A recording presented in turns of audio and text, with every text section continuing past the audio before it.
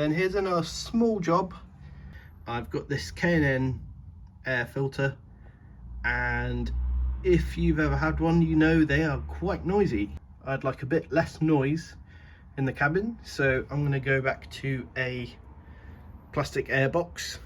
This does have a replacement K&N filter inside, so you shouldn't see any drop in performance, but the plastic box makes it a little quieter, plus that's quite hard up against the bulkhead. So yeah, just a quick change, a couple of bolts, pull that out, put that back on with the elbow. Lovely job. Right, that's the pancake filter off. So just two little nuts on there, and then those were through there, so just undo them with a little thing, and then you need to replace that with, that goes straight onto the carb. Use the same bolts, use a new gasket, and then we can put the box on. So another thing to note with K&N filters, they need to be red, and they get red by using a kit like this, which has oil, or you can just buy the oil on its own, and then you just coat the whole outside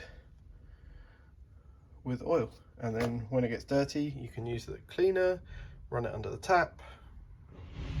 Happy days. I've had this kit for ages. It's done several different filters, including the one that I've just taken off. So well worth getting, and you can make sure your engine's getting cleaner. I also bought these because they were missing from my airbox.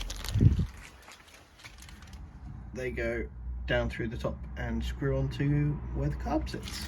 So under there you can see the elbow is now reattached. That's the standard setup how it would be. And there we go, all fitted up. I do need to get some trim for this. Alex Toon has a nice little shiny bit that goes on there, so I'll find out where he got that and see if I can get one too. Give it a quick little clean because it was looking a bit dirty. Not bad. Little engine bay.